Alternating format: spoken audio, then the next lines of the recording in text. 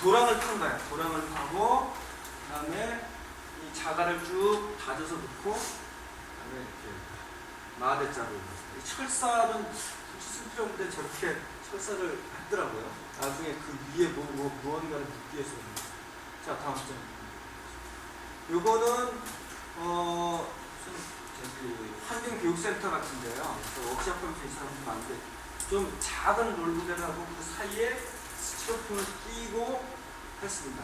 그래서 이건 단열을 하기 위한 거고요. 그 다음에 여기는 이게 뭐 보통 저기 강화마루 깔 때나 뭐 이런 데 쓰는 얇은 스티로폼 비슷한 깔개라고 하는 그런 것인데 그걸 가지고 습기가 올라오는 걸 막아주는 거고요. 그 다음에 요렇게 밑도리를 깐 이유는 보통 이런 것들을 기초, 그러니까 영어로는 CD라고도 하고 기초 턱이라고도 하고 어떤 사람 밑갈돌이라고도 하고 그런데 요건 왜 이렇게 했냐면 이 위에 볏짚단을 쌓기 위해서 볏짚단을 쌓기 위해서 이렇게 수평을 잡아주고 밑갈돌이를 돌리는 게 있습니다. 자, 다음 장.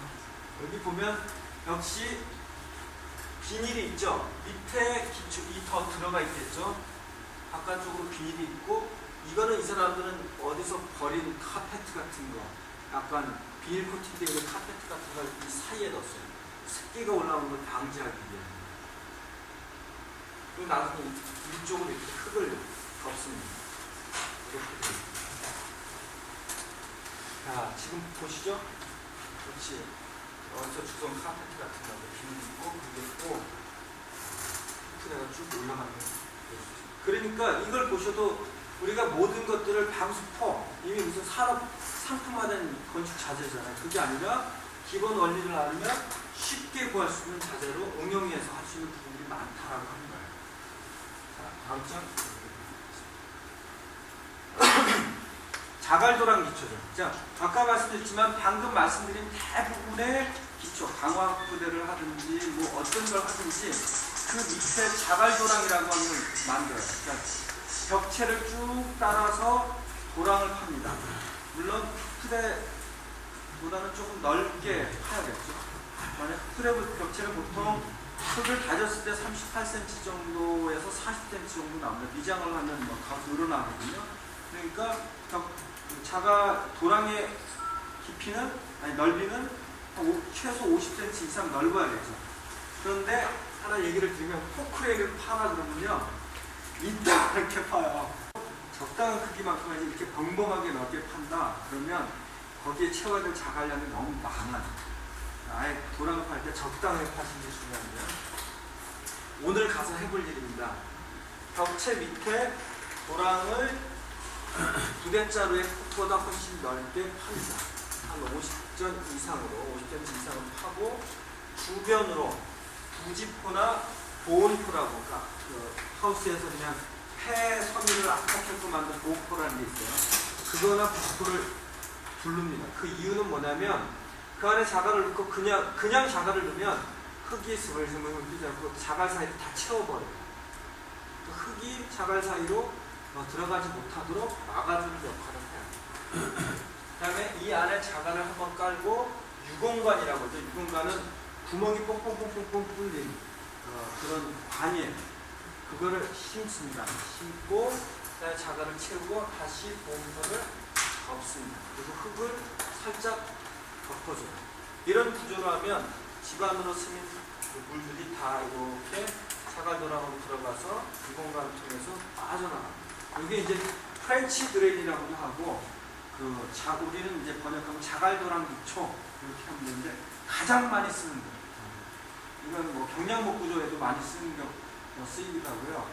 경량목 구조 기초 바깥쪽으로 많이 쓰이기도 하고, 그 다음에 커티지 하우스나 이런 흙집들에 많이 쓰입니다. 굉장히 효과가 높고 전통도 오래된 기초 방식. 저 사람들 유럽에서는 저걸 극찬하더라고요.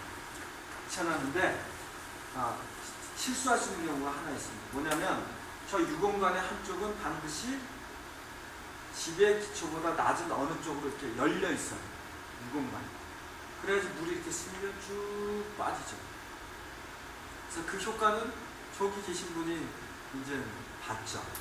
거기 이제 마스터 기반에서 딴 데는 크게 필요 없는데 물이 꼭 이렇게 고이는 곳이 있더래요. 비가 오면 꼭 거기가 고이는 곳이 있어서 저렇게 자갈도랑 밑이라고 이 공간을 심어놨더니 물이 비가 오고 나면 며칠 동안 그걸로 줄줄줄줄줄 물이 빠져나가는 것들을 볼 수가 있어요. 항상 폐쇄로로 만들면 안 돼요.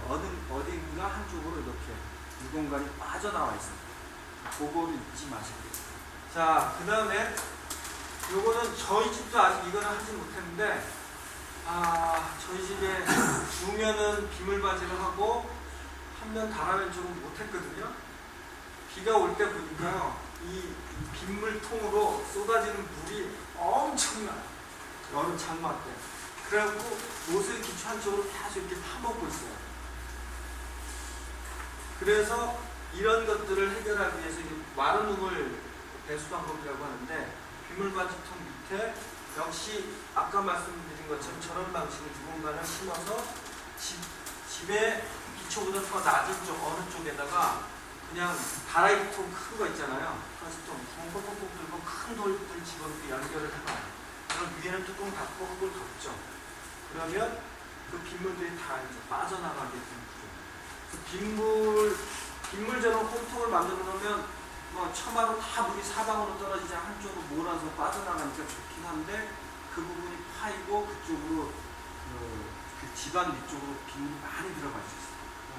가능하다면 그냥 뭐 다 평평하다 그러면 저희도 설치하기가 어렵다면 빗물이 좀 빠져나가는 유도할 도랑이라도 만들어 주시면 좋겠습니다. 자, 뒤로 한번 넘어가도록 하겠습니다.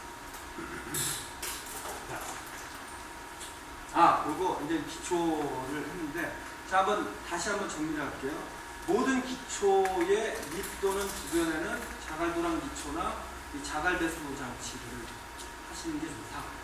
그 다음에 그 위에 강화 흑투대, 그러니까 흑투대 기초에서는 강화 흑투대나 아니면은 이중으로 감싼 부대 안에 자갈을 넣어서 기초 하부 쪽들을 만들어 준다라는 걸 이해하시면 됩니다. 그리고 그 밖에 막돌 기초를 하셔도 되고, 그 다음에 돌을 구하기 힘들다 그러면 지금 원래 만든 자료 중에 그게 들어가 있었는데, 폐콘크리트 있죠, 이렇게 버려진 거, 그거를 막돌처럼 사용하는 경우도 있고, 그 다음에 아니면 벽돌을 이용하는 경우도 대신할 수가 있습니다. 그때 벽돌은 구멍 뚫린 벽돌 같은 거 쓰시면 됩니다.